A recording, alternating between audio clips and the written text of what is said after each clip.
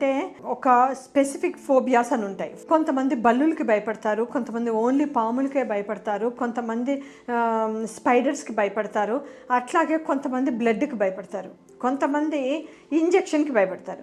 అట్లాగే మీ పాపకి blood and injection specific phobia ఉన్నట్టుంది. అయితే ఈ ఫోబియా చాలామందికి ఉంటుంది, మీ పాపకే కాదు చాలామందికి ఉంటుంది. ఫస్ట్ థింగ్ ఏంటంటే సైకాలజిస్ట్ దగ్గర ఈ పర్టిక్యులర్ ఫోబియాకి ట్రీట్మెంట్ దొరుకుతుంది. వాళ్ళు ఏం చేస్తారు, స్లోగా దీన్ని అలవాటు చేస్తారనమాట. వన్ థింగ్ ఏంటంటే సడన్గా ఇంజెక్షన్ ఇచ్చి చూపిస్తారు, అంటే ఇంతే కదా ఇంతకంటే ఏం లేదు కదా అని భయం పోగొట్టించడానికి, అదొక మెథడ్.